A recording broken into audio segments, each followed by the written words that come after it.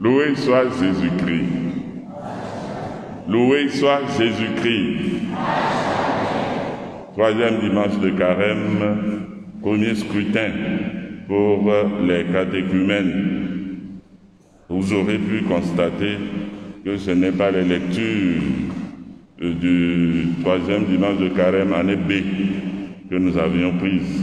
C'est les lectures de l'année A. De sorte qu'il y a une progression. Le Christ, c'est l'eau vive.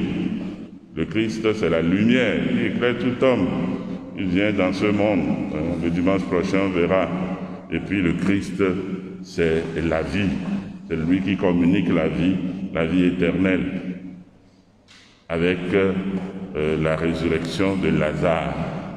Pour l'heure, nous sommes au Christ, source d'eau vive. Et je le disais, ce dimanche, c'est le dimanche de l'eau vive. Dans la première lecture, nous avons suivi des siècles après, nous avons suivi les Hébreux au désert, un épisode de la marche des Hébreux au désert. Il y a des mots qui marquent cette marche des Hébreux au désert.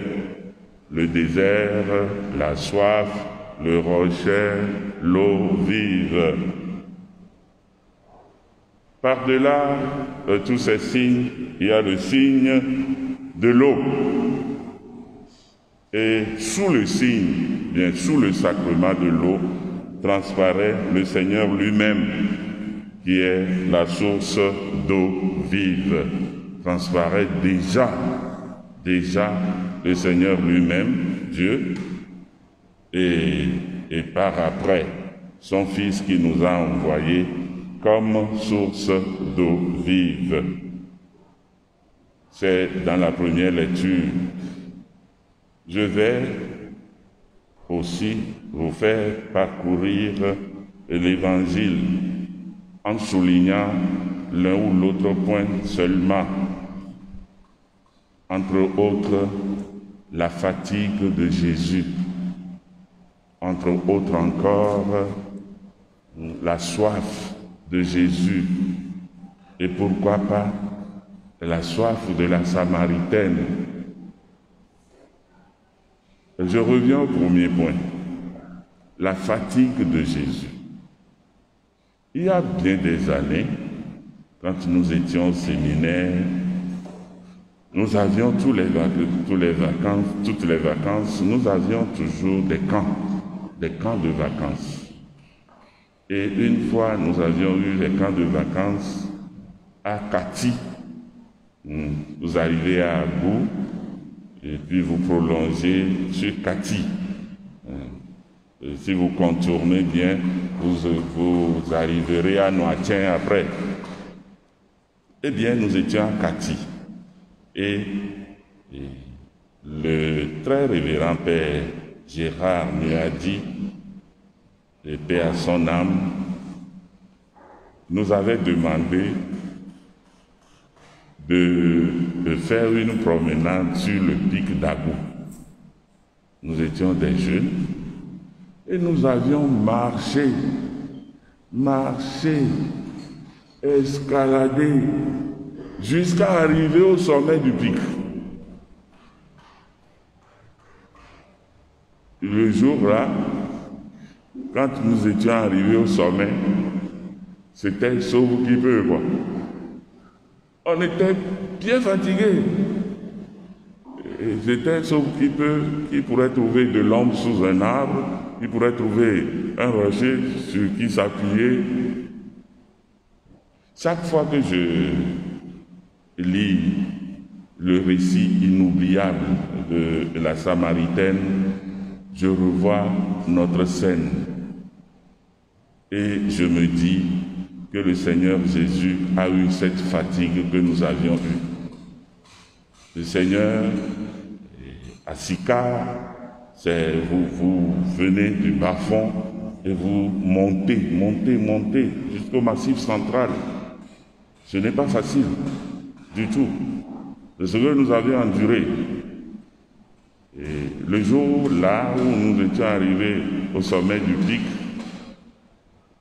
on a trouvé de la nourriture, mais on n'a pas mangé. On a préféré boire d'abord, parce qu'on était déshydratés. On a bu, vraiment. Ce n'est qu'après, dans l'après-midi, que nous avons pu manger un peu. C'est pour vous parler de la fatigue du Seigneur Jésus. Le Seigneur Jésus a été vraiment fatigué. Et je suis sûr qu'il a appuyé le dos contre le puits, quoi. Comme nous, jadis, on s'était appuyé sur les arbres, sur les rochers, là-bas, sur le pic d'Abou. On s'est appuyé sur le puits et attendait. Vous savez, toutes les routes missionnaires du Seigneur Jésus n'ont pas été faciles, puisque nous n'étions pas à une époque où il y avait des voitures pour aller d'un point à un autre. Il faut marcher, il faut beaucoup marcher. Toutes les routes missionnaires du Seigneur Jésus ont été des routes fatigantes. Et le Seigneur Jésus, il n'est pas resté chez lui pour que les hommes viennent à lui. Non. Il est allé au-devant des hommes. Il est allé les chercher. Et il savait où les trouver. Les hommes, c'est sur les places publiques. Les femmes, peut-être, c'est à la fontaine. C'est au puits. Et elle a rencontré, dans sa fatigue, la Samaritaine. Donne-moi à boire. Le dialogue est amorcé.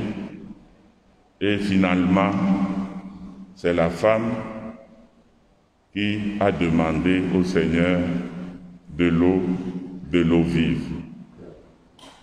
La fatigue de Jésus, la soif de Jésus. Dans la péricope que nous venons de lire, Jean l'a bien noté. C'était à midi. Midi, c'est l'heure de la soif. Le Seigneur avait eu vraiment soif dans sa chair, mais il savait ce pourquoi il était allé à Sychar. C'était pour raviver dans cette femme-là la soif de l'eau vive. Et c'est pourquoi il a amorcé ce dialogue. La soif de Jésus a causé la soif de la Samaritaine. Et partant, cause notre soif à nous aujourd'hui. On pourrait se demander aujourd'hui, que cherchons-nous? Que voulons-nous au juste? Que cherchent les hommes de ce temps? Que veulent les hommes de ce temps? Que voulons-nous aujourd'hui? Que cherchons-nous aujourd'hui?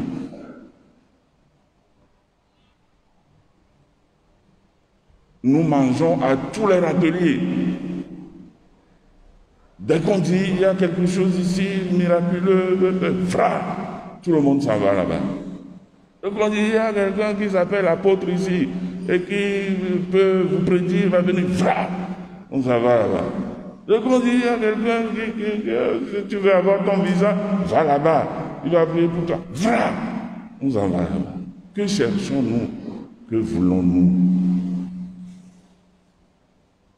Au-delà, nous ne cherchons que l'apaisement du cœur. Au-delà, nous cherchons à vivre éternellement. Le Seigneur Jésus est la source d'eau vive qui va étancher notre soif. Mes chers catéchumènes, vous êtes en marche vers les sacrements de l'Église. Au-delà des sacrements, c'est le Christ que vous allez rencontrer. Lui, la source d'eau vive. Ce que je souhaite pour vous, mes chers enfants, c'est de souvent aller à la rencontre du Seigneur Jésus dans la prière. Allez souvent à la rencontre du Seigneur Jésus dans la prière. Faites vos prières quotidiennes, le matin et le soir, les prières avant le travail, les prières avant de manger, les prières avant d'étudier. Faites vos prières, rencontrez le Seigneur dans la prière. Vous verrez, il sera avec vous, il étanchera votre soif. Amen. Amen.